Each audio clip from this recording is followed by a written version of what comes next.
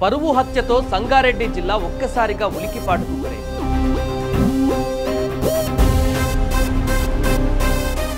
మాట్లాడుకుందామని పిలిచి బ్యాట్తో కొట్టి బీటెక్ విద్యార్థిని ప్రియురాలు కుటుంబ సభ్యులు దారుణంగా కొట్టి చంపిన ఘటన కలకలం రేపుతోంది.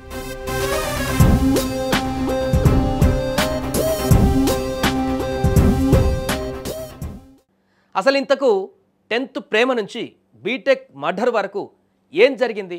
పూర్తిగా ఈ యొక్క ప్రేమ విషయంలో జరిగినటువంటి పరిణామాలను సీన్ టు సీన్ అతను చనిపోయేటువంటి వరకు కూడా ఏం జరిగిందో పూర్తిగా మనం తెలుసుకుందాం. Scene to scene.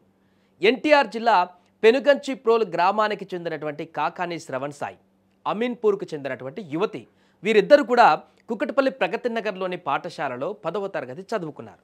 సో అప్పటి స్నేహం కాలక్రమేణా ప్రేమగా మారింది. దీంతో ఒకరినొకరు విడిచి ఉండలేనంతగా ప్రేమ బలపడింది.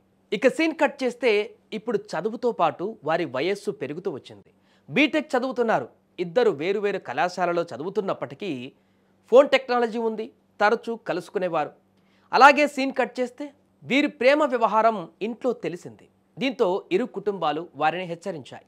కొన్ని రోజులు దూరంగా ఉన్నా మళ్ళీ ఒకటయ్యారు. ఇది కాస్త మళ్ళీ కుటుంబ సభ్యులకు తెలిసింది. దీంతో వారు ఆగ్రహంతో రగిలిపోవడంతో పాటు తమ పరువు పోతుందని భయపడిపోయారు. అందుకే శ్రవణ్ సాయితో మాట్లాడాలనుకున్నారు. డిసెంబర్ 10, 2026 సాయంత్రం సమయం అది. మాట్లాడుకుందామని శ్రవణ్ సాయిని యువతి కుటుంబ సభ్యులు ఇంటికి పిలిచారు. ప్రేమ వ్యవహారమై మాట్లాడుకుంటున్నారు. ఇంతలో ఏమైందో ఏమో కానీ అక్కడ పెద్ద గొడవే జరిగినట్టుగా తెలుస్తోంది. ఈ గొడవలో ఇంట్లో ఉన్న బ్యాట్తో శ్రవణ్ పైన దాడి చేశారు. అడ్డొచ్చినటువంటి యువతి చెయ్యి విరిగింది. అయితే యువతి తల్లి చెబుతున్న దాని ప్రకారం చూస్తే మొదటగా ఆ అమ్మాయి తప్పు చేసిందని, తను గర్భవతి అని, అందుకే ఆ యువతిని కొట్టాల్సి వచ్చిందని, ఆ సమయంలో శ్రవణ్ సాయి అడ్డుగా వచ్చిన నేపథ్యంలో తనని కూడా కొట్టారంటూ కూడా చెప్పింది. సో దీంతో పూర్తిగా అతని తలకి గాయాలయ్యాయి. శ్రవణ్ సాయి అక్కడ వెంటనే ఆ బ్యాట్తో ఆ యువతి తల్లి శ్రవణ్ సాయిని కూడా బలంగా కొట్టడంతో పూర్తిగా స్పృహలోకి లేకుండా ఆయన అన్కాన్షియస్లోకి వెళ్ళిపోయాడు. ప్రస్తుతం ఈ వ్యవహారం సంగారెడ్డి జిల్లాలో హాట్ టాపిక్గా మారింది. ఆ స్పృహ తప్పిపడిపోయిన తర్వాత భయపడ్డటువంటి ఆ వ్యక్తులు వారి కూతురుతో పాటు, తీవ్ర గాయాలైనటువంటి వారి కూతురుతో పాటు ఈ వ్యక్తిని కూడా హాస్పిటల్కి చేర్పించారు. కానీ అప్పటికే ఆసుపత్రికి వెళ్లేలోపే బలమైనటువంటి గాయాల కారణంగా శ్రవణ్ సాయి మరణించాడు. ప్రేమిస్తే చంపేస్తారా, పరువు కోసం ఓ నిండు ప్రాణాన్ని బలి తీసుకుంటారా అనే ప్రశ్నలు ఇప్పుడు ఈ ఉదంతంతో వినిపిస్తున్నాయి.